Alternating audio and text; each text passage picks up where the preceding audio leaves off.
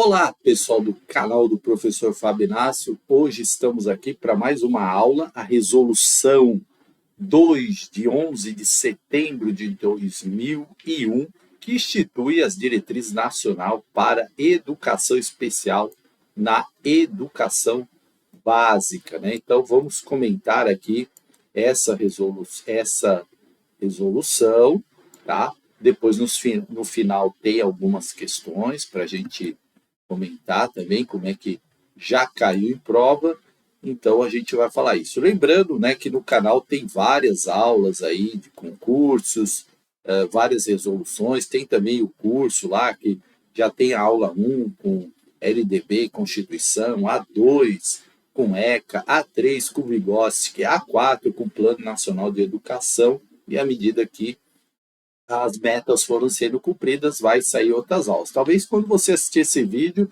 já tenha, né, outras aulas aí publicadas, tá? Então vamos lá.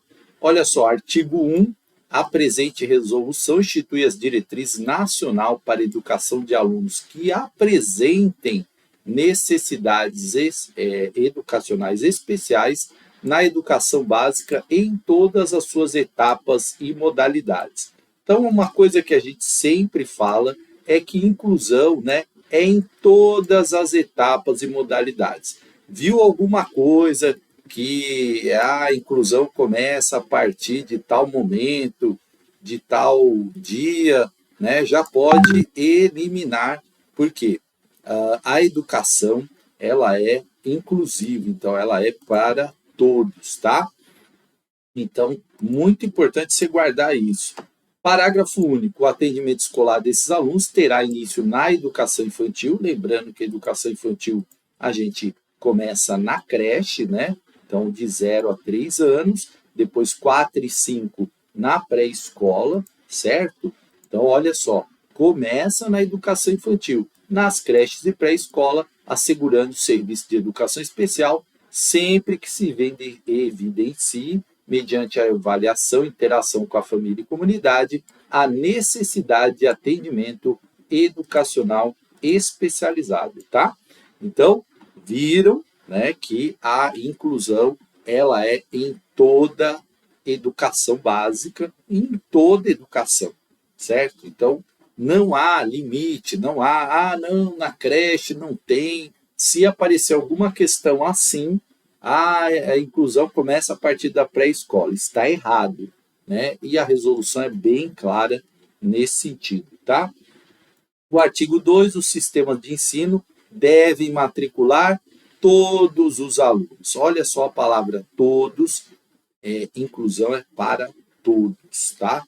Cabendo às escolas organizar-se para atendimento aos educandos com necessidades educacionais especiais, assegurando as condições necessárias para uma educação para a qualidade de todos. Aí uma pergunta que sempre aparece, né? Eu posso negar a matrícula para um aluno com necessidades necessidades educacionais especiais? Não, né? Não pode. Isso aí tem várias legislações, o próprio Estatuto da Pessoa com Deficiência, entre outros, né, declarações do qual o Brasil é signatário, Jotien, enfim. Então, não, né, não pode recusar uma matrícula de um aluno com necessidades especiais. Tá claro isso? Os sistemas de ensino devem matricular todos os alunos, ok? Então, olha só o parágrafo único. Os sistemas de ensino devem conhecer a demanda real de atendimento a alunos com necessidades educacionais especiais, mediante a criação de sistemas de informação e estabelecimento de interface com órgãos governamentais responsáveis pelo censo escolar e pelo censo demográfico, para atender a todas as variáveis implícitas à qualidade no processo formativo desse aluno. Então, você tem ali uma rede, né, de atendimento que inclui aí, por exemplo, o censo demográfico. Todas as informações são importantes para que a gente possa garantir a inclusão. Artigo 3, por educação especial, modalidade da educação escolar. Isso aqui também já caiu em prova. Então, a educação especial ela é uma modalidade da educação escolar.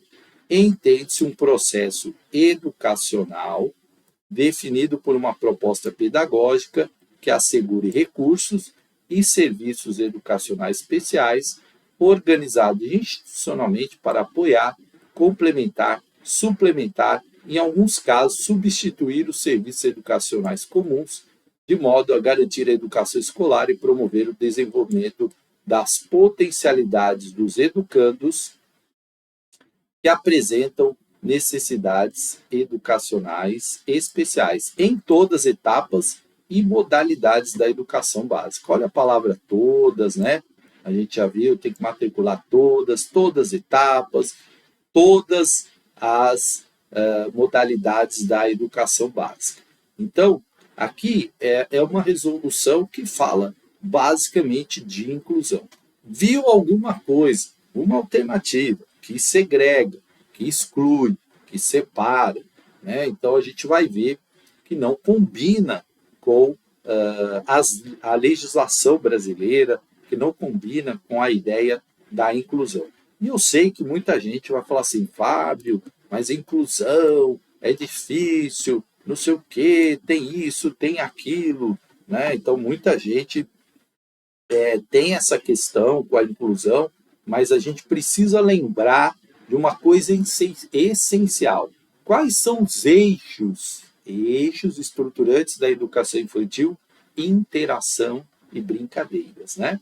Então, a palavra interação é super importante na educação especial. E por que? Nós vamos falar mais na frente, no ensino regular. Porque as interações, né, de crianças com necessidades especiais, educacionais especiais, com aquelas que, em tese, não têm, é super importante para o desenvolvimento, para a inclusão, para a conscientização da questão da inclusão para todos, né? Não só para as pessoas que têm uma deficiência, as pessoas com deficiência, mas também para aquelas que não têm. Afinal, todos nós construímos a sociedade e vivemos nela, né? Então é importante que a gente entenda isso. Parágrafo único, os sistemas de ensino devem constituir e fazer funcionar um setor responsável pela educação especial, dotado de recursos humanos, materiais financeiros, que viabilizem e deem sustentação ao processo de construção da educação inclusiva. Tá? Então, precisa ter aí no sistema de ensino, obviamente, aí, um setor responsável por essa educação especial. Normalmente, as prefeituras têm esses departamentos ou um segmento ali que cuida da educação especial, né? E, claro, tem que ter recurso humano, professores, recursos materiais, financeiros, para você poder viabilizar esse atendimento. Artigo 4, como modalidade da educação básica, a educação especial considerará situações singulares, os perfis dos estudantes, as características biopsicossociais dos alunos e suas faixas etárias e se pautará em princípios éticos, políticos e estéticos de modo a assegurar.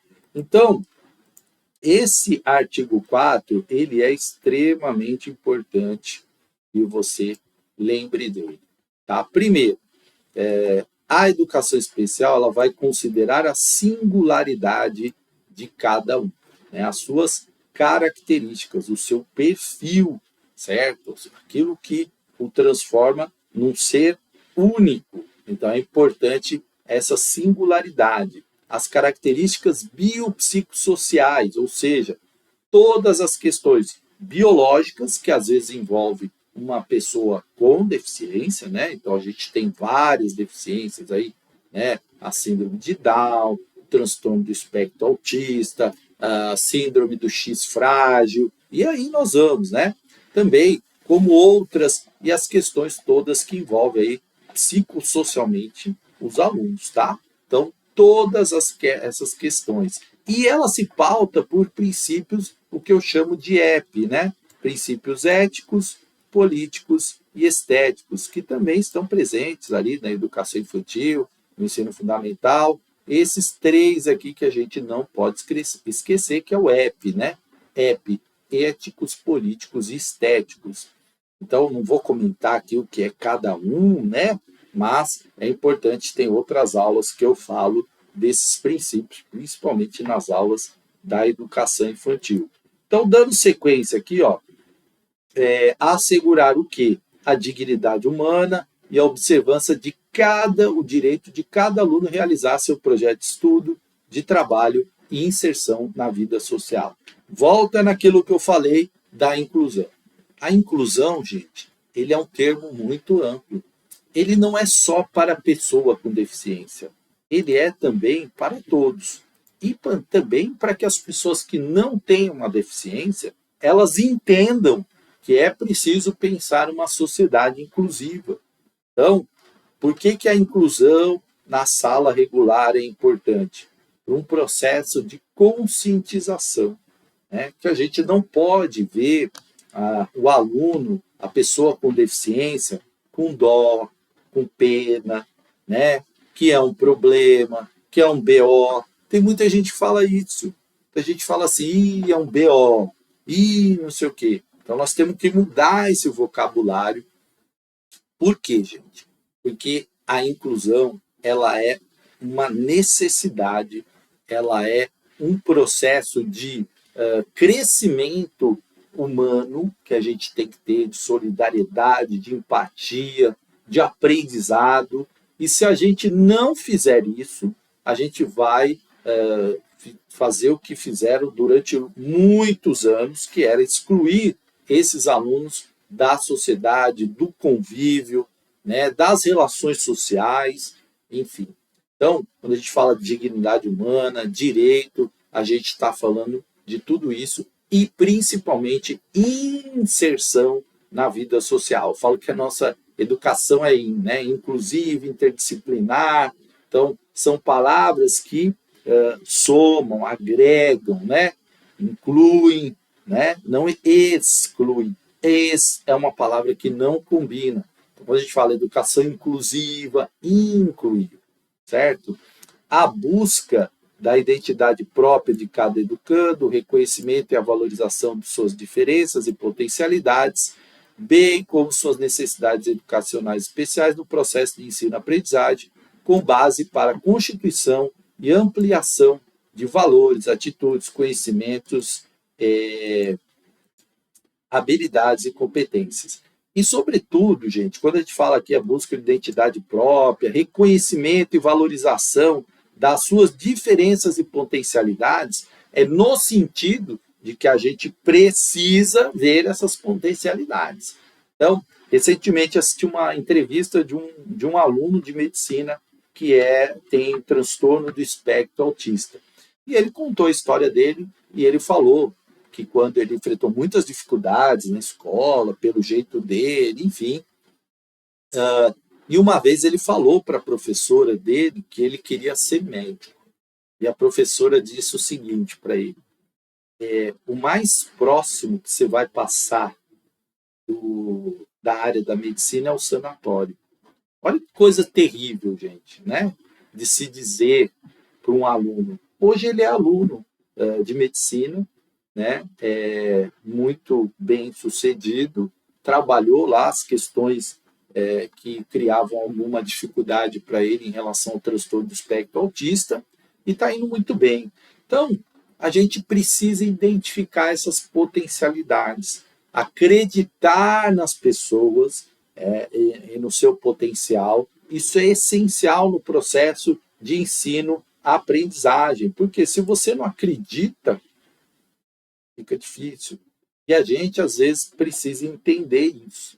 E nós, profissionais da educação, precisamos entender isso, né? Porque aí sim nós vamos criar realmente uma sociedade inclusiva.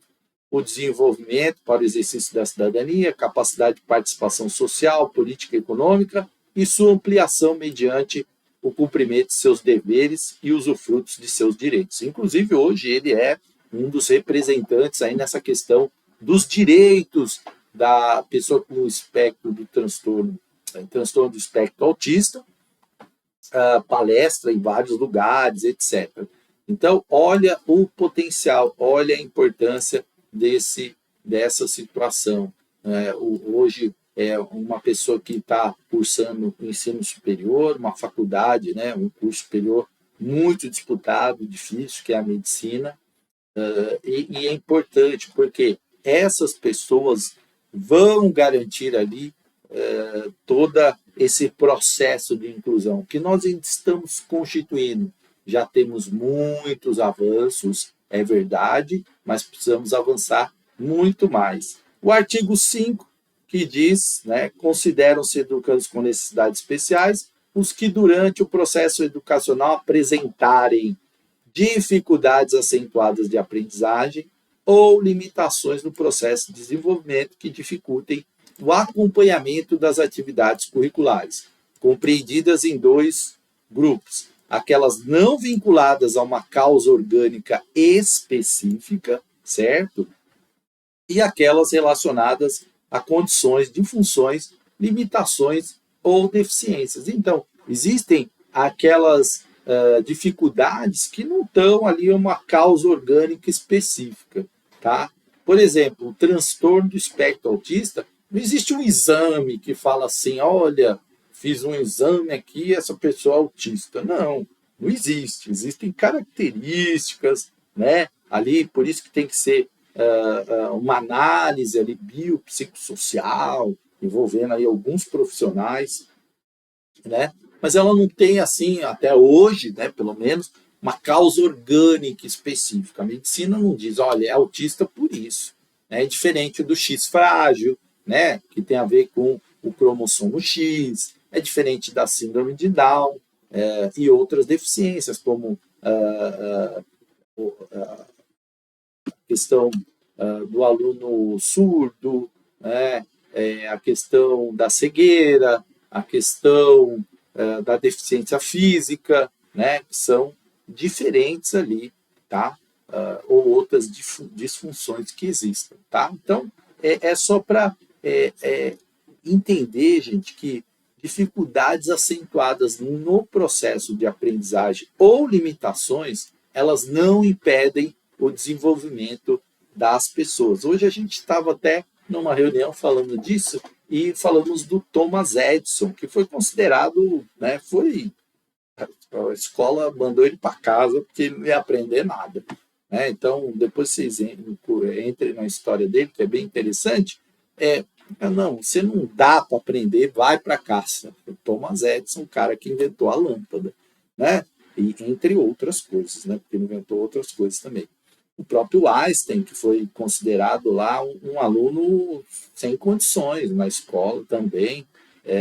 Na época usava um termo que não se usa mais hoje, né? Um retardado. Era esse o termo que usavam para o Einstein na época. Então, assim, as pessoas têm potenciais e, às vezes, essas dificuldades acentuadas de aprendizagem ou limitações, elas podem ser superadas com trabalho, como esse aluno de medicina que eu falei, entre outras pessoas, né, que têm deficiência e se tornaram aí referência, grandes cientistas, pesquisadores, ou mesmo um cidadão também. Não estamos falando aqui de gênio, então todo mundo vai virar gênio. Não, nem todo mundo vira gênio, nem todo mundo vai ser um cientista, nem todo mundo vai ser um mega blaster, né? Mas que a pessoa seja considerado um cidadão, seja respeitado, tenha dignidade, tudo isso já é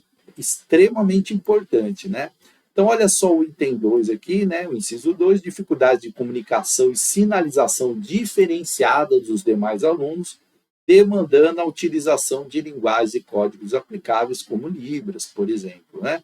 E também o altas habilidades ou superdotação.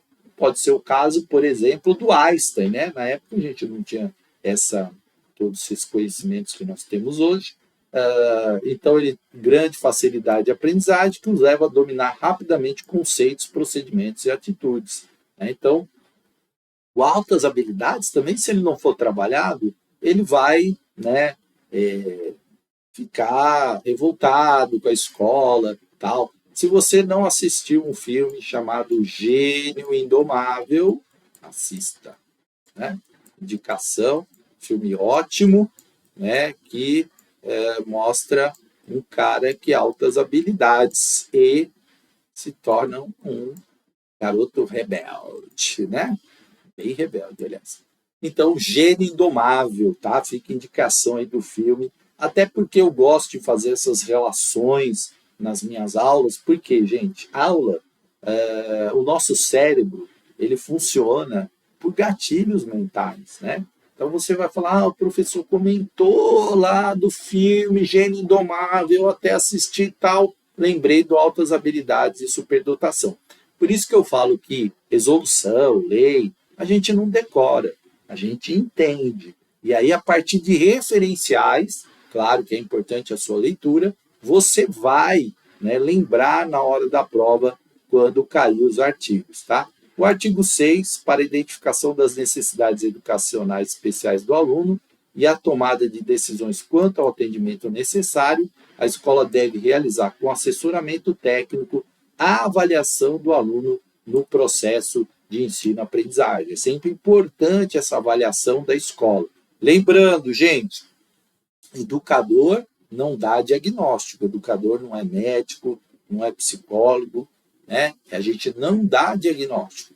A gente identifica situações que precisam ser analisadas, investigadas por profissionais da área da saúde, né?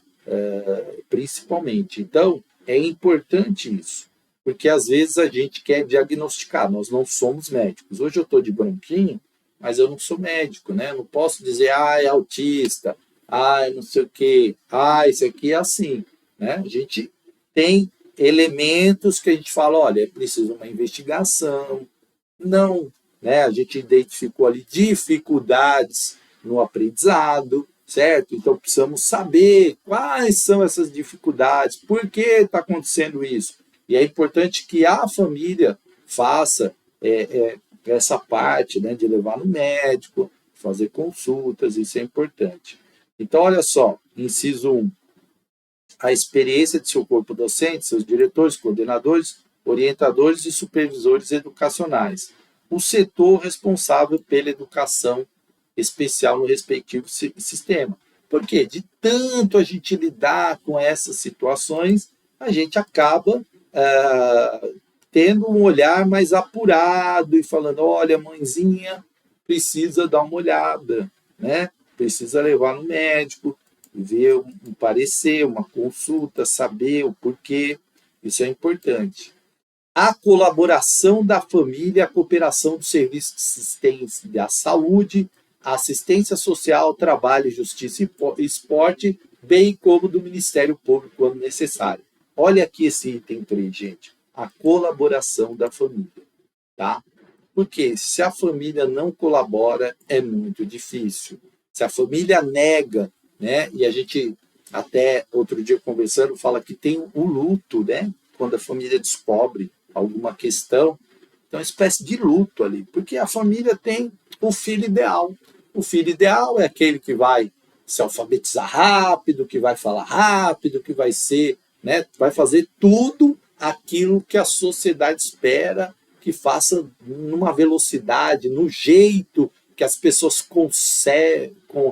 têm uma concepção, né? Assim como tem aquelas pessoas que têm aquela concepção do corpo perfeito, sabe? Que vão para a academia e falam, eu tenho que ter um corpo perfeito, né? Aquelas idealizações que a sociedade cria e a família às vezes não quer aceitar. Eu não aceito, né?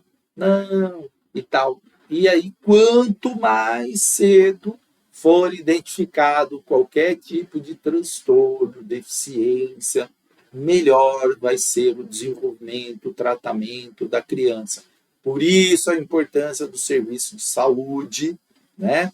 Serviço de saúde, da assistência social, a questão do trabalho, justiça, esporte, Ministério Público, tudo isso é importante. Professor, por que o Ministério Público? Porque às vezes ele precisa acionar, né, os órgãos públicos quando não está garantindo, por exemplo, atendimento de saúde ou benefícios da assistência social, enfim, né? O esporte também ele tem um papel muito importante no desenvolvimento, a inclusão, né? As Paralimpíadas hoje estão mostrando como que muita gente acaba tendo um grande desenvolvimento através do esporte. Então, é importante também essa questão. Artigo 7º, o atendimento aos alunos com necessidades educacionais especiais deve ser realizado em classes comuns do ensino. Né? Em qualquer etapa ou modalidade da educação básica. Eu já falei muito disso aqui. Por que tem que ser na classe comum? Né? Porque a gente vai aprender a conviver, né? A entender, a respeitar as pessoas com deficiência, eles também vão aprender a viver no mundo real. Por quê? Ele não vai viver num mundo especial, né? Não, ele vai viver no mundo real. Por isso ele vai ter que desenvolver autonomia, ele vai ter que desenvolver na medida da sua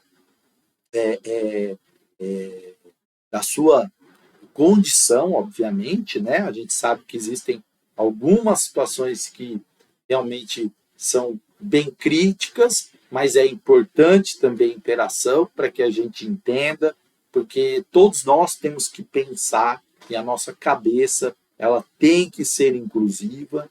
Eu visito muitas escolas, né, por conta da minha função, que é supervisor de ensino, e eu vejo, outro dia eu vi uma coisa muito legal, o aluno empurrando a cadeira do outro aluno, levando ele para a sala, assim, né? São coisas que vão desenvolvendo a sensibilidade, a generosidade, a solidariedade, e isso é muito importante.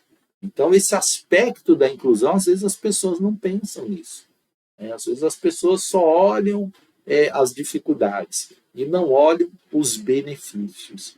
E claro que existe dificuldade, sim, mas o benefício é muito maior. Então, olha só, artigo 8, as escolas da rede regular de ensino devem prever e prover na organização de suas classes comuns. Né? 1.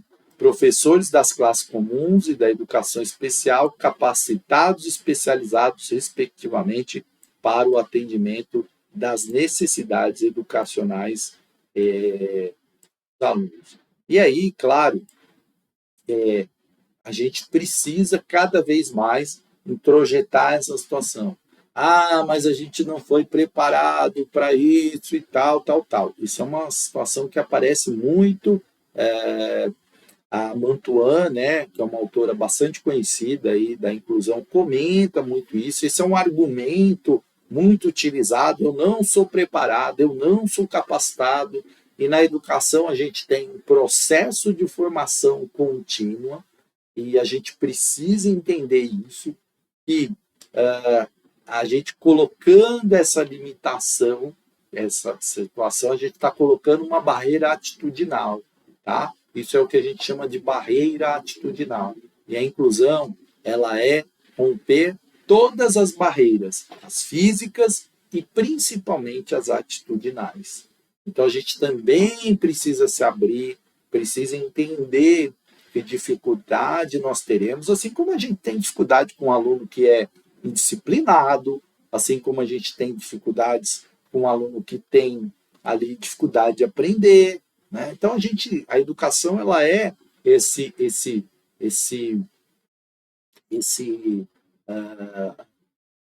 essa missão de romper obstáculos, né? Isso faz parte da nossa profissão, esses desafios, essas situações que são colocadas constantemente. A educação está sempre vivendo ali desafios, é questão do problema com as famílias, estruturação familiar, é questão da disciplina.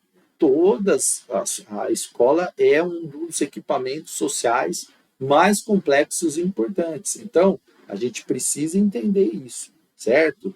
Distribuição dos alunos com necessidades educacionais especiais pelas várias classes do ano escolar em que foram classificados, de modo que essas classes comuns se beneficiem das diferenças e ampliem positivamente a experiência de todos os alunos dentro do princípio de educar para a diversidade. Falei isso muito, né? Vocês estão vendo que isso aqui que eu falei, ó, tá todo colocado aqui no inciso 2. Então, é ampliar essa experiência no princípio de educar para a diversidade.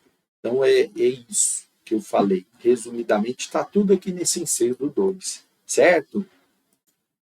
Flexibilizações, olha aqui, ó, flexibilizações, essa palavra é importante, inciso 3.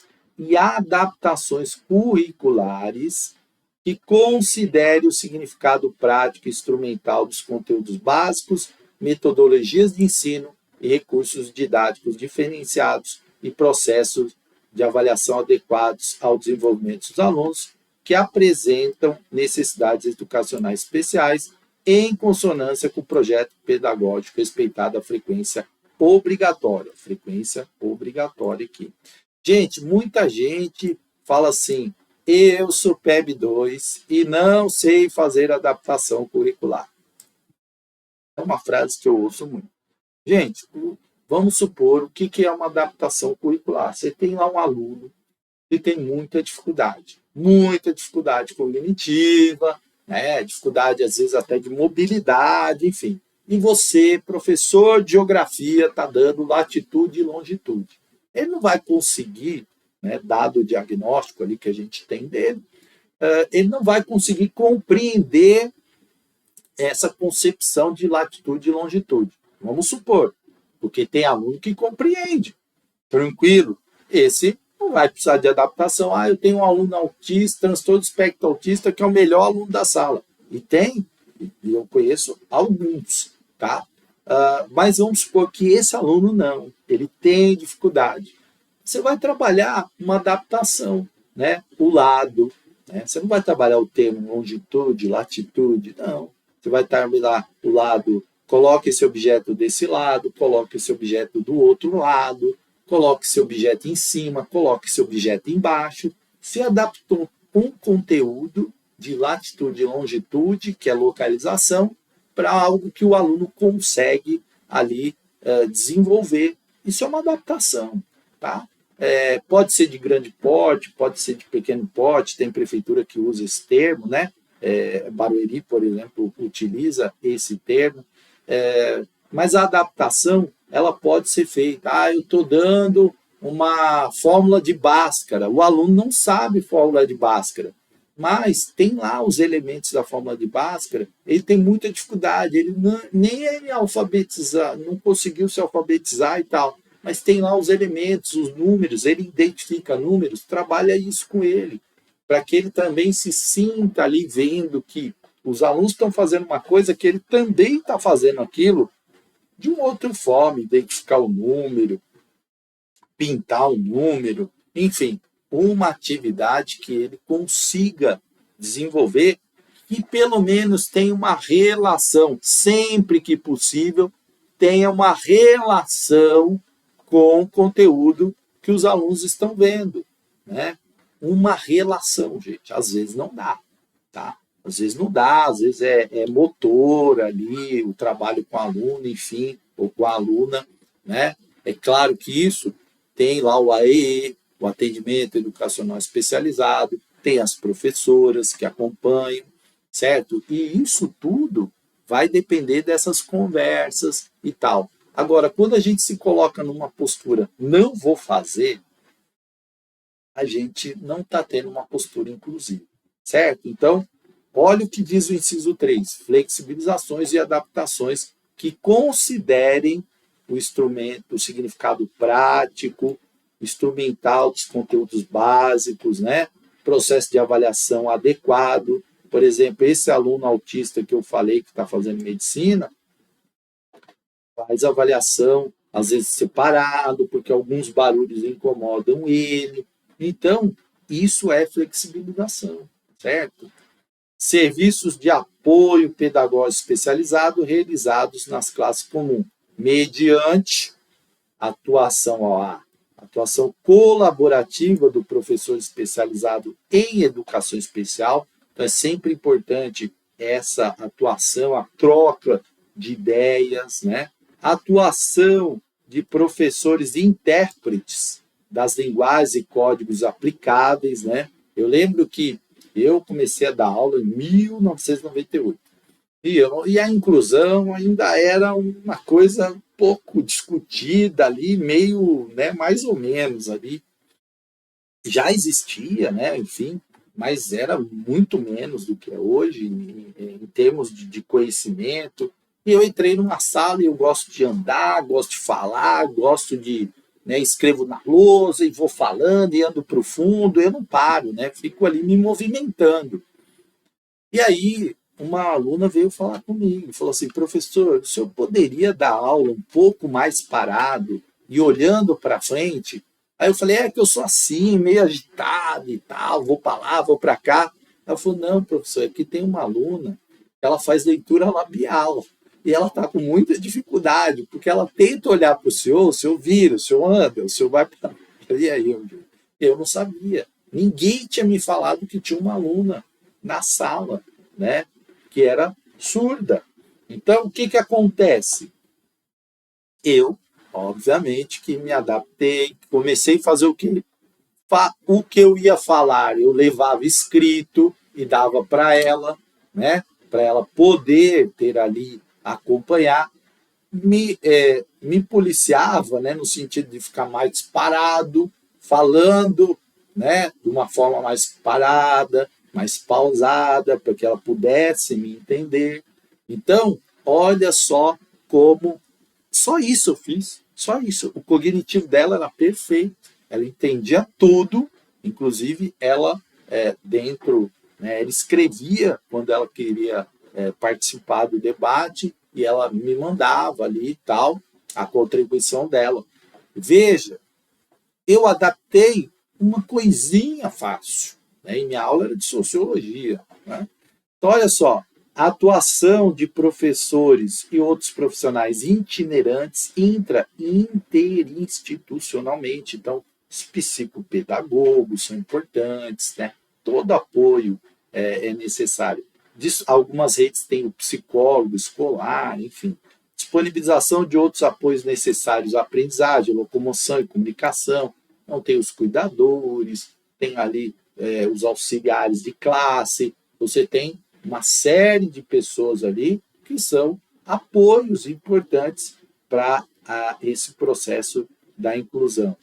O inciso 5, serviço de apoio pedagógico especializado em sala de recursos, que é a sala do AE, né, que é importantíssima, que normalmente é no contraturno, né, aliás, é no contraturno, né, tem que ser, nas quais o professor especializado em educação especial realiza a complementação ou suplementação curricular, utilizando procedimentos, equipamentos e materiais específicos. Então, de repente, vai fazer ali uma atividade com o aluno específica para trabalhar aquele aluno nessa sala de recursos, tá?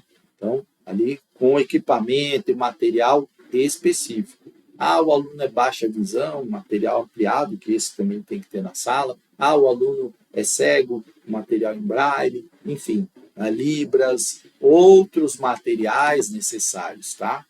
Condições para reflexão e elaboração da teórica da educação inclusiva com protagonismo dos professores, articulando experiência e conhecimento com as necessidades, possibilidades surgidas na relação pedagógica, inclusive por meio de colaboração com instituições de ensino superior e pesquisa.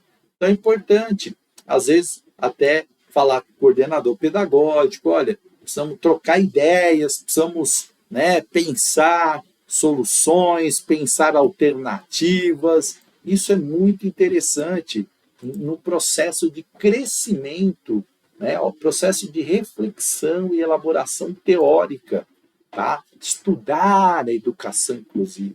Certo?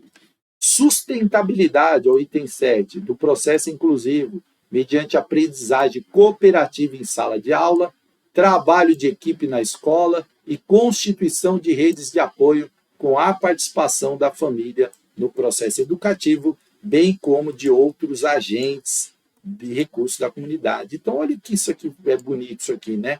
professor, é bonito, mas na escola é muito difícil e tal. Olha você colocando barreiras, tá? E eu falo isso, gente, porque, inclusive, falamos hoje sobre essa questão. Às vezes, se a gente coloca essas barreiras, né, tem aquela história da profecia que se autorrealiza, né? Então, se eu falo assim, eu não, você não adianta, porque a barreira já está na tua cabeça. Barreira não é só física, barreira não é escada, barreira não é aquela escola que não tem o degrau, que não tem a rampa, que não tem elevador. Essa barreira, a gente tem lugares que é muito difícil a gente resolver, mas a barreira mais difícil é aquela que está aqui, ó, na atitude. Essa barreira é terrível derrubar, gente. Olha, essa barreira, ela é feita, né, com um tijolo que para quebrar não é fácil, certo? Então, pensem nisso. Por quê? Como que a gente rompe com essas barreiras? Cooperando, conversando, dialogando, aprendendo e, sobretudo, acreditando, né, que a gente pode, consegue e vai fazer. Mesma coisa que você vai fazer concurso e você não acredita em você. Nem faz, gente. Trabalha você primeiro. Eu vou para a prova e vou lá, eu não consigo passar, eu não consigo aprender, toda a prova que eu faço eu vou mal, vai ir mal. Você está falando, você está, sabe? E isso, gente, é a profecia que se autorrealiza, né? Então, inciso 8, temporalidade flexível do ano letivo para atender às necessidades educacionais especiais de alunos com deficiência mental ou com graves deficiências múltiplas, né? Então, inclusive a temporalidade flexível, né? A adaptação de tempo, certo? Porque tem aluno que tem deficiências graves, que ele ficando ali naquele ambiente, inclusive para ele, passou determinado momento, vai dar um estado ali de sofrimento, tá? Por quê? Porque às vezes é um comprometimento muito grande, alimentação por sonda, equipamentos, então as deficiências múltiplas, elas precisam ser analisadas ali com muito cuidado. É preciso que ele vá para a sala regular? Sim, né? Com todo cuidado, obviamente.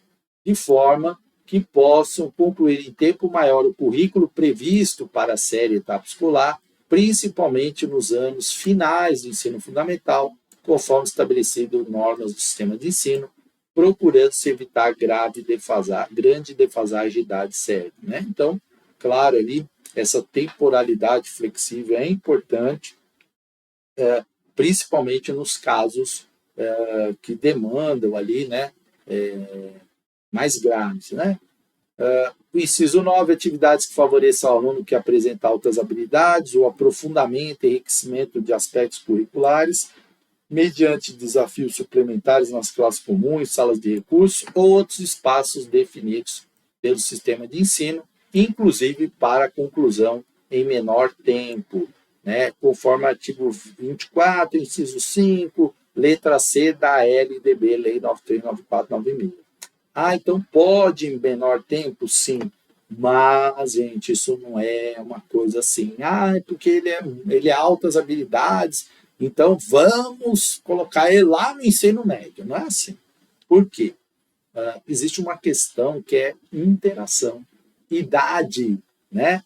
Então, o altas habilidades, ele precisa conviver também com pessoas ali da sua idade, para que isso não vire para ele um problema, né? Para que a alta habilidade dele não seja algo que o transforme num ser estranho, né, para os outros. Então a gente precisa ter muito cuidado com isso, né? E às vezes eu vejo pais de alunos com altas habilidades muito ansiosos que o filho vá para frente. Cuidado, né? Porque a gente tem que trabalhar também o emocional, certo? Isso é muito importante. Às vezes a gente esquece, a gente pensa que as pessoas são ali, ele é alta habilidade, é inteligente, então ele vai. Mas é preciso trabalhar, o cognitivo dele é maravilhoso, ele, né, tem uma facilidade, mas é preciso trabalhar o emocional também. né? Inclusive, volto a recomendar esse filme para vocês. Gênio Indomável. Qual era o problema dele? Não era o cognitivo, era o emocional. Né? Era o emocional. E aí é um filme maravilhoso, gente. Robin Williams, que eu, né, amo de paixão. E o. Esqueci o nome dele, o que fez Matt Damon, né? Que fez Titanic. Filme, eu acho que é ele. Não, não é ele, não. Não é ele. Esqueci. Eu esqueci o nome do autor, também é conhecido, mas tem o Robbie Williams, então é um filme maravilhoso, assista. Certo? Assista, porque você vai lembrar dessa aula. Muito. Então, artigo 9, vamos para o artigo 9. As escolas podem criar extraordinariamente classes especiais. Extraordinariamente, né? E é bem extraordinariamente mesmo, tá? Por quê, gente? A ideia é o ensino regular, cuja organização fundamenta-se no capítulo 2 da LDB, nas diretrizes curriculares nacionais para a educação básica, bem como nos referenciais e parâmetros curriculares para atendimento em caráter transitório. Olha essa palavra, né? Transitório. A alunos que apresentem dificuldades acentuadas de aprendizagem ou condições de comunicação e sinalização diferenciadas dos demais alunos e demandam ajudas e apoios intensos e contínuos. É extraordinário, né, gente? Parágrafo 1. Nas classes especiais, o professor deve desenvolver o currículo mediante adaptações e, quando necessário, atividades da vida autônoma e social no turno inverso. Parágrafo 2. A partir do desenvolvimento apresentado pelo aluno das condições para atendimento inclusivo, a equipe pedagógica da escola e família devem decidir conjuntamente com base em avaliação pedagógica quanto ao seu retorno à classe comum. Isso aqui é muito raro de acontecer, mas tem previsão legal, tá, para acontecer isso. Mas a ideia é que a inclusão seja na sala regular, gente. Então aqui é um caso assim excepcionalíssimo, tá? Excepcionalíssimo. Artigo 10. Os alunos que apresentem necessidades educacionais especiais e requeram atenção individualizada nas atividades da vida autônoma e social, recursos e ajudas e apoios intensos e contínuos, bem como adaptações curriculares tão significativas que a escola comum não consiga prover, podem ser atendidos em caráter extraordinários em escolas especiais, públicas ou privadas. Atendimento esse complementado sempre que necessário e de maneira articulada por serviços da área da educação especial, saúde, trabalho e assistência. Veja, gente, isso é uma exceção, tá? Né? É uma exceção. E normalmente, né, elas não são aplicadas. A gente vê muito pouco isso. Por quê? Porque a inclusão foi justamente romper, né, com a ideia da classe especial, da escola especial, porque se percebia que esses alunos, né, eles não tinham um grande desenvolvimento nessas escolas, porque as interações dele eram alunos com outras deficiências, então acabava que um aluno repetia a estereotipia do outro, enfim, né? E quando vem para a sala regular, a gente percebe um desenvolvimento maior desses alunos. Isso aí, gente, tem vários estudos que indicam, inclusive na sua autonomia, no convívio, né? Eu mesmo vi alunos que entravam na escola muito difíceis de convívio, enfim, né? Às vezes de agressividade, e quando o processo foi todo construído, chegaram na formatura, né, nono ano, receberam o diploma lá, comportadinho, sentado, não, mas eles entenderam, né, regras, as situações, e claro, com dificuldade, às vezes sim, com dificuldade, mas conseguiram, alguns entraram em escolas técnicas, a gente viu uma série de situações benéficas, né, para o aluno. Então é isso, certo? Parágrafo 1. As escolas especiais, públicas e privadas, devem cumprir as exigências legais similares às de similares, né? Qualquer escola quanto ao seu processo de credenciamento e autorização de funcionamento de curso e posterior reconhecimento.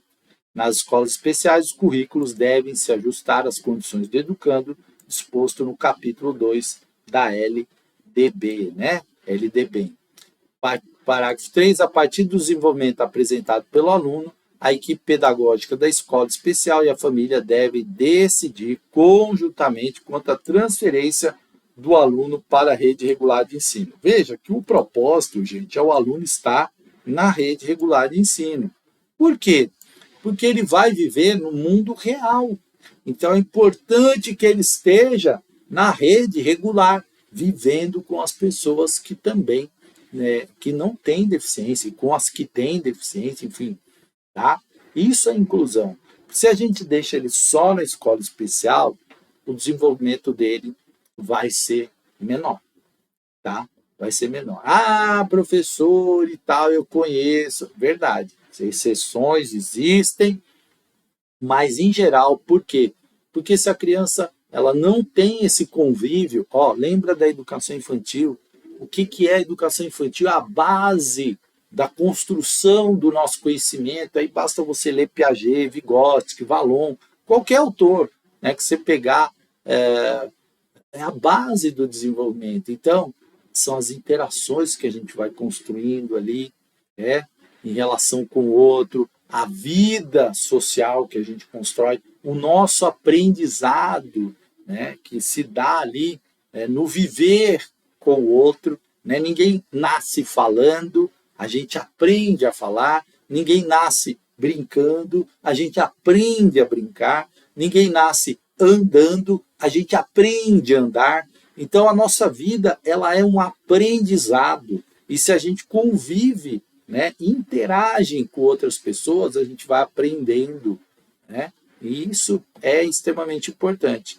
Então, com base na avaliação pedagógica e na indicação por parte do setor responsável pela educação especial do sistema de ensino, de escolas regulares em condição de realizar o atendimento educacional.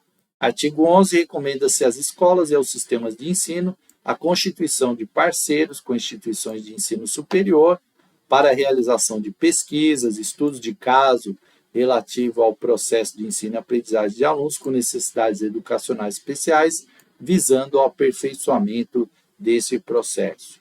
O artigo 12. Os sistemas de ensino, nos termos da Lei 10.988 e da Lei 10.102, deve assegurar acessibilidade aos alunos que apresentem necessidades educacionais especiais, mediante a eliminação de barreiras arquitetônicas, urbanísticas, na edificação, incluindo instalações e equipamentos imobiliários e nos transportes escolares, bem como de barreiras nas comunicações, provendo as escolas dos recursos humanos e materiais necessários. Então, a inclusão também é superar, né, essas barreiras físicas que existem, as arquitetônicas, as urbanísticas, né, as instalações, equipamentos, mobiliário, transporte escolar, né, nas comunicações. E quando você pega o Estatuto da Pessoa com Deficiência, tem aula aí no meu canal também, esqueci o número da lei, é 146 alguma coisa, não sei se é 13.146, agora eu não lembro.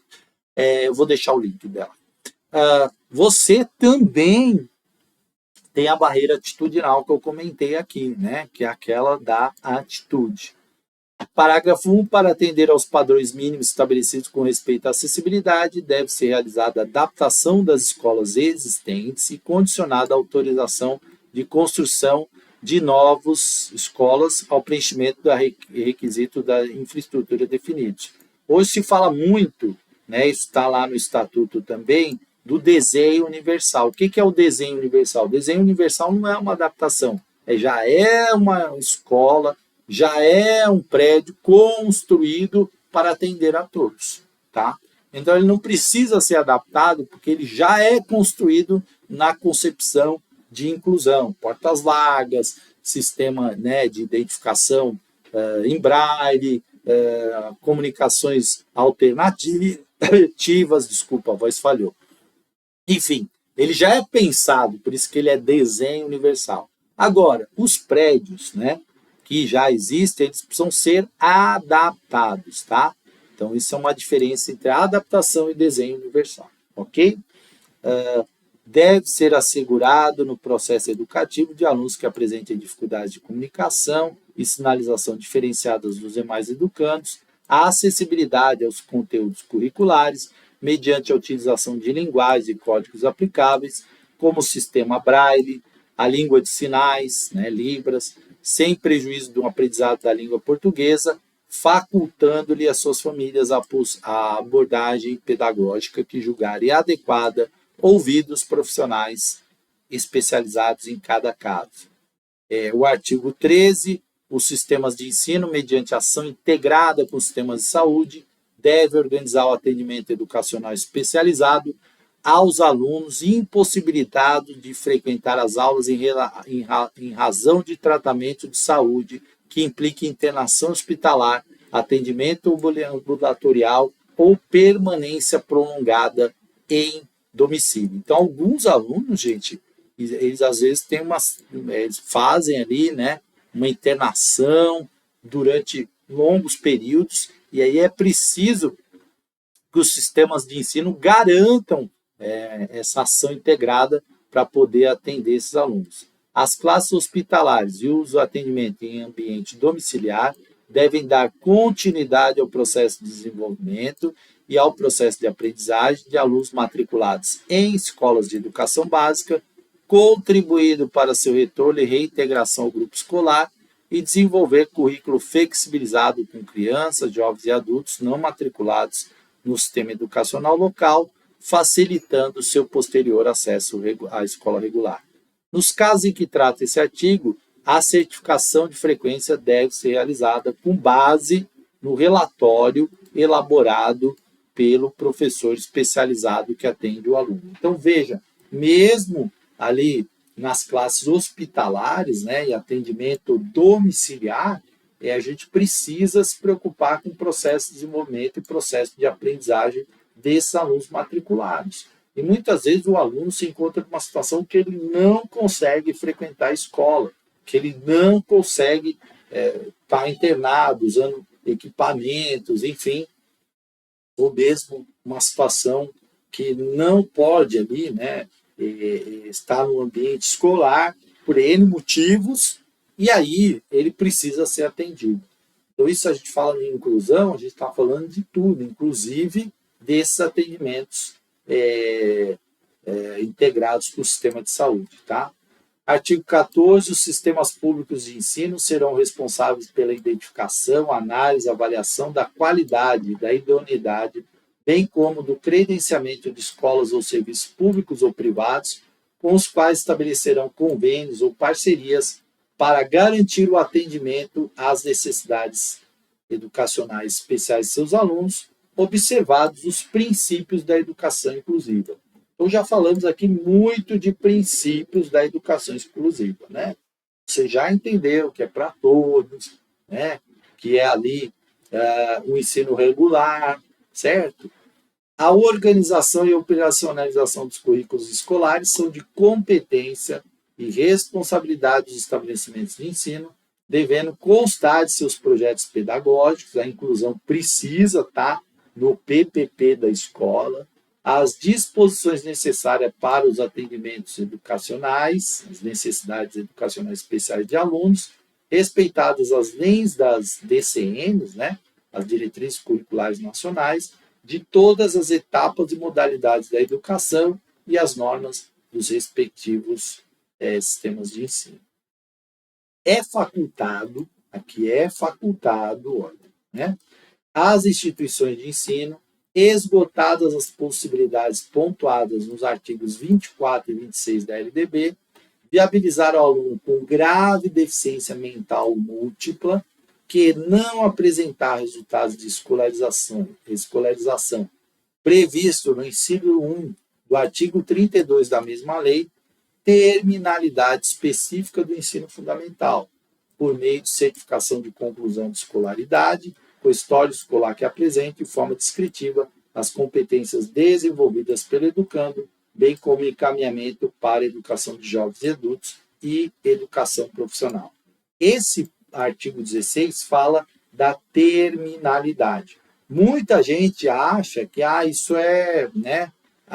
Então vamos dar terminalidade para esse aluno. Não é assim, né? Isso é muito raro de acontecer. A terminalidade específica ela é algo assim, não é tão simples de fazer e precisa comprovar que realmente é uma deficiência grave, né? Grave, mental múltipla, e por isso se dá a terminalidade. Sempre pensando ali para onde esse aluno vai, né? Se realmente essa terminalidade vai ser benéfica para o aluno. Tem uma série de considerações a fazer isso. E muita gente vê esse artigo 16 e fala, vamos dar terminalidade. Acha que é assim, né? Não é essa coisa assim de dar terminalidade para qualquer situação, tá? Então, muita atenção nisso. Artigo 17, em consonância com os princípios da educação exclusiva, as escolas da rede regular de educação profissional, públicas e privadas, devem atender alunos que apresentem necessidades educacionais especiais, mediante a promoção de acessibilidade, capacitação de recursos humanos, flexibilização e adaptação do currículo e encaminhamento para o trabalho, contando para tal com a colaboração do setor responsável para a educação especial do respectivo sistema de ensino. Veja a preocupação com a vida, né? A inserção desse aluno, inclusive, no mercado de trabalho, tá? No trabalho, né? No mundo do trabalho, que a gente não usa a palavra mercado, desculpa, né? Falei mercado de trabalho. Mercado de trabalho é uma concepção liberal e que não aparece nas nossas legislações, aparece mundo do trabalho, ok? Que é muito mais amplo.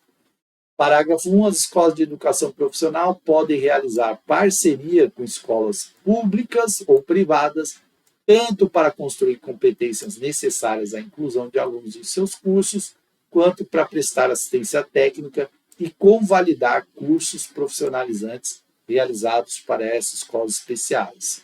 Parágrafo 2. As escolas de educação profissional podem avaliar e certificar competências laborais de pessoas com necessidades especiais não matriculadas em seus cursos, encaminhando a partir desses procedimentos para o mundo do trabalho. Olha aqui a palavra, né?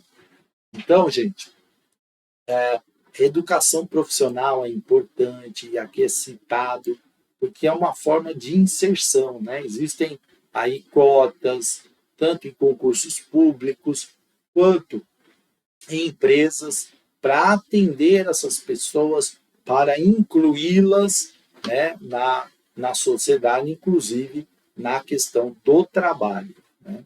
Então, o artigo 18, cabe aos sistemas de ensino estabelecer normas para o funcionamento de suas escolas, a fim de que essas tenham suficientes condições para elaborar seu projeto pedagógico e possam contar com professores capacitados e especializados, conforme o artigo 59 da LDB, e com base nas diretrizes curriculares para a formação de docentes da educação infantil, anos iniciais, nível médio, modalidade normal, diretrizes curriculares para a formação de professores da educação básica em nível superior, cursos de graduação, faltou separar aqui, né?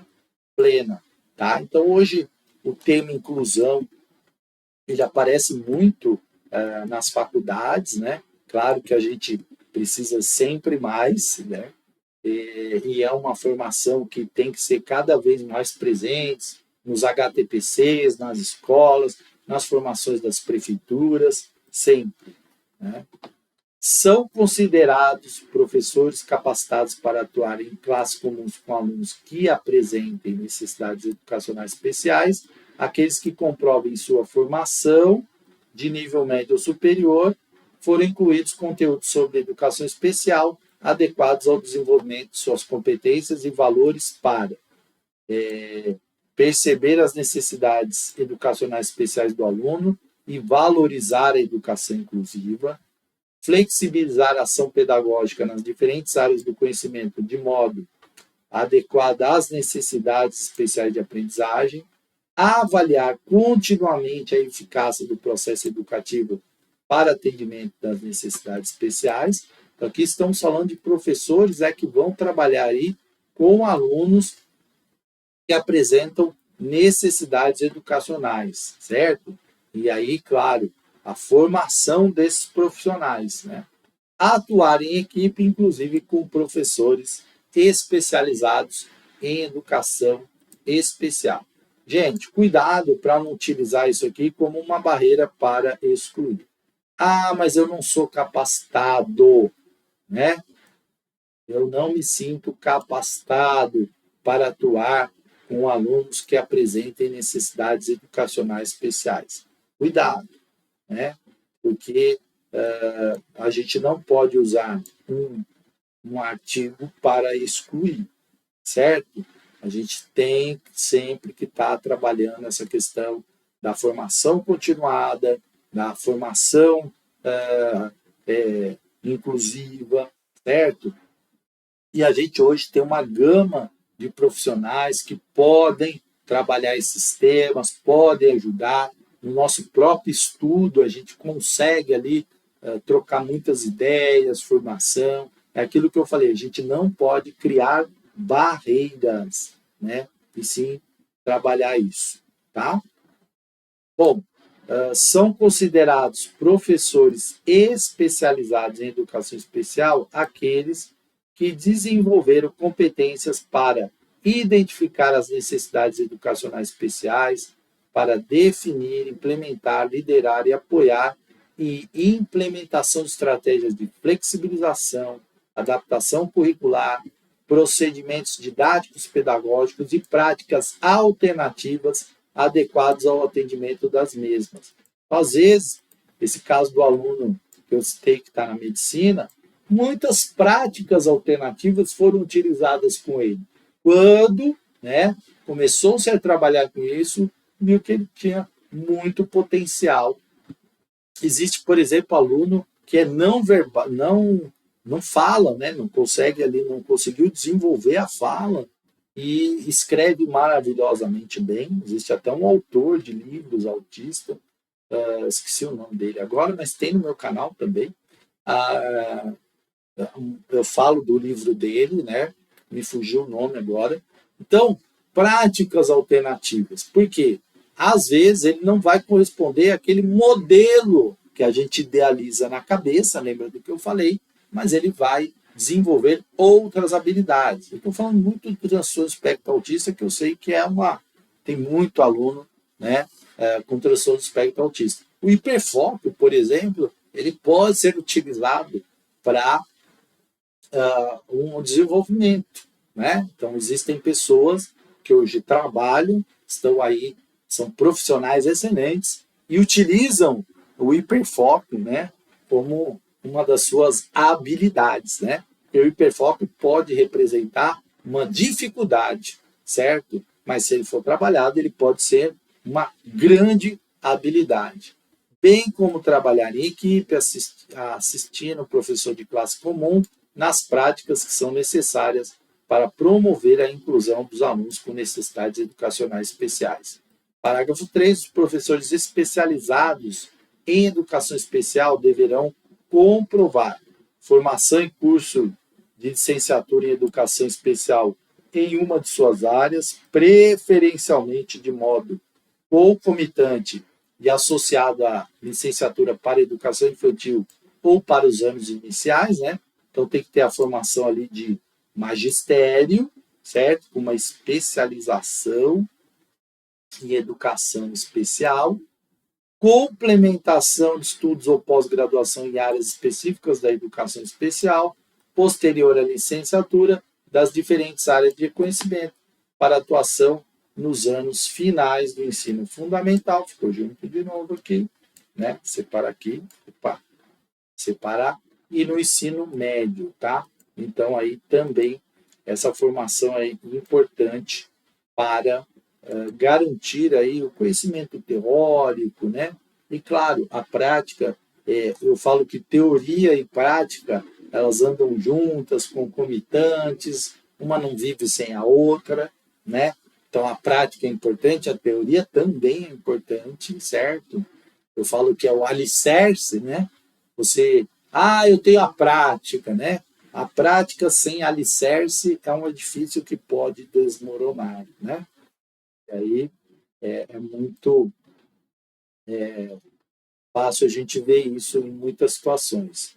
Aos professores que já estão exercendo o magistério, deve ser oferecidas oportunidades de formação continuada, inclusive em nível de especialização da União, Distrito Federal e município. As diretrizes curriculares nacionais, né, o artigo 19, faltou aqui, artigo 19, e todas as etapas e modalidades da educação básica estende-se para a educação especial, assim como as diretrizes nacionais para a educação especial estende-se para todas as etapas e modalidades. Artigo 20, já estamos concluindo, no processo de implementação dessas diretrizes, caberá às instâncias educacionais da União, Distrito Federal e municípios em regime de colaboração, estabelecimento de referenciais, normas complementares e políticas educacionais. A implementação das diretrizes para a educação especial na educação básica será obrigatória a partir de 2002, sendo facultativa no período de transição, né? Então já faz um tempo aí, e essa resolução entra em vigor e revoga as disposições em contrato. Vamos para questões, sobre a resolução 2 de 11 de setembro de 2001. 11 de setembro é uma data marcante, né, das Torres Gêmeas, a qual institui diretrizes nacionais para a educação especial na educação básica. É correto afirmar.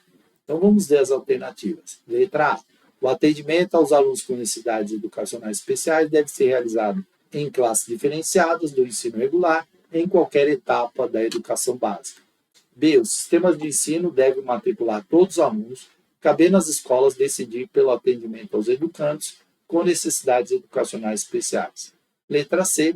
Para a identificação das necessidades educacionais especiais dos alunos e a tomada de decisões quanto ao atendimento necessário, a escola deve realizar, com assessoramento técnico, a avaliação do aluno no processo de ensino-aprendizagem. E D. Desaconselha-se à escola e os sistemas de ensino a constituição de parceria com instituições de ensino superior para a realização de pesquisas de casos relativos ao processo de ensino-aprendizagem de alunos com necessidades especiais. Então, vamos lá analisar essa questão, vou deixar vocês tentarem responder. Olha só, a letra D, vamos começar eliminando. Desaconselha-se às escolas a parceria com as instituições de ensino? Não, é o contrário, né? É importante essas parcerias, né? A letra A, o atendimento aos alunos com necessidade deve ser realizado em classes diferenciadas? Não. Falei um monte para vocês que deve ser na classe do ensino regular e não diferenciada. Diferenciada lá, né? Não. Quando fala de classes especiais, é exceção da exceção, certo? Então, a regra é classe regular. Então, a letra A também está fora. O sistema de ensino deve matricular todos os alunos, cabendo às escolas decidir pelo atendimento? Não, a escola tem que atender, né? Ela não tem que decidir nada. Ela tem que atender, porque inclusão é isso, né? Agora, a letra C é o nosso gabarito para identificação das necessidades educacionais especiais do aluno e a tomada de decisões quanto ao atendimento necessário, a escola deve realizar com assessoramento técnico a avaliação do aluno no processo de ensino, aprendizagem, gabarito letra C, né? De acordo com a nossa resolução. Então, a escola não tem que decidir, vou atender, não vou. Tem que atender, né? Letra C, de casa, de CNE, né? Ou de Conselho, ou de Câmara da Educação Básica, que é a SEB, né? Isso aqui, a Câmara da Educação Básica, Conselho Nacional de Educação. Certo? Então, letra C, de casa. 2. Deixa eu ver se eu não estou na frente de vocês, né? Não, estou certinho. Bom, cadê o laser? Vamos lá. A resolução 2 de setembro de 2001 Institui diretrizes nacionais para a educação especial na educação básica. Destaca que a educação especial, como modalidade de educação, considerará a. As individualidades e especificidades do educando, público-alvo da educação especial, considerando a idade cognitiva e cronológica para a adaptação do educando ao grupo. B. As situações singulares, os perfis dos estudantes, as características biopsicossociais dos alunos e suas faixas etárias e se pautará em princípios éticos, políticos e estéticos. C. Os tempos e ritmos escolares dos educandos com deficiência, pautado em princípios éticos e políticos, para a definição de estratégia para o acesso ao currículo e adaptação ao ambiente escolar. D. O diagnóstico da deficiência para considerar as singularidades e especificidades de cada caso, visando ao desenvolvimento e aprendizagem do aluno público-alvo da educação especial. E as possibilidades de permanência na sala comum, sala especial, de acordo com o proposto na legislação vigente, respeitando a organização familiar e os relatórios pedagógicos. Aqui perguntou algo que está na resolução, né? Então, vamos lá. Quando ele fala aqui tempos e ritmos escolares, né, pautado em princípios éticos e políticos, vocês lembram do que eu falei? É o EP, né? Éticos, políticos e estéticos. Aqui só falou de éticos e políticos, né? As individualidades, tal, considerando, fala isso, considerar a idade cognitiva e cronológica, não fala isso, tá? Não fala isso porque isso já é um limitador, né? O diagnóstico da deficiência para considerar, não, né? Fala isso na resolução? Não fala desse diagnóstico. Possibilidade de permanência também não tem isso aqui, certo? Portanto, aqui é gabarito letra B. As situações singulares, os perfis dos estudantes, falamos disso, né? As características biopsicossociais dos alunos, suas faixas etárias, e os princípios éticos, políticos e estéticos. Portanto, gabarito letra B de bola, certo? Então, uma questão que cobrou ali. E se você prestou bem atenção na aula, na hora que você bateu o olho e falou, princípios éticos, políticos, estéticos, característica biopsicossocial, situações singulares, vem na sua mente. Você não precisa decorar. Vem, vai surgir, né? Vai, né? Você vai ouvir minha voz lá na hora da prova e vai aparecer ali claro na hora da prova. Preciso decorar? Não, lógico que não, tá? E a 3, de acordo, né? Faltou o D aqui. Nossa, esse slide eu comi palavra, hein? De acordo com a resolução, é a fonte, de 11 de setembro de 2001, e eu estou vendo, a qual institui diretrizes curriculares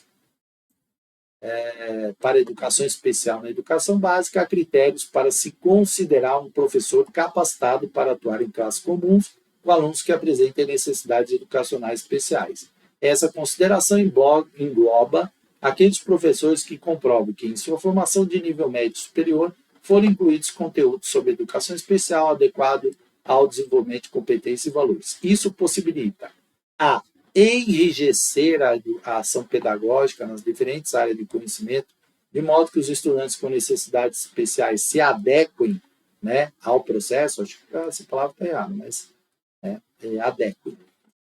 B. Avaliar esporadicamente a eficácia, mas está assim na questão, viu? Avaliar esporadicamente a eficácia do processo educativo para atendimento de necessidades educacionais especiais, atuar de forma individualizada, sem parceria com professores em educação especial, perceber as necessidades especiais dos alunos e valorizar a educação exclusiva. Essa está fácil, né, gente? Olha só. Enrijecer, não, né? Flexibilizar a ação pedagógica. Não é enrijecer, né? Enrijecer, não. Essa palavra achei estranha, mas acho que ela está certa, sei lá. Depois comentem aí. Avaliar esporadicamente, não, né? Continuar a eficácia do processo educativo. Então está errado. Atuar de forma individualizada, sem parceria, não, né? Tem que atuar com parceria. Então, perceber as necessidades educacionais dos alunos e valorizar a educação inclusiva. Letra D. Tranquilo, ó. Tá vendo? Questão tranquila para você responder. Certo, gente? Ó, a aula foi longa, né? Falei muito, mas é importante aí para você entender aí a concepção de educação inclusiva. Tá torta aqui a camisa, tá? Vou ajeitar aqui bonitinho. Espero ter colaborado aí com vocês. Desculpa que eu me alonguei um pouco, mas é importante essa aula para entender toda a questão da inclusão, tá bom? Nessa resolução. Grande abraço, sucesso e até a próxima.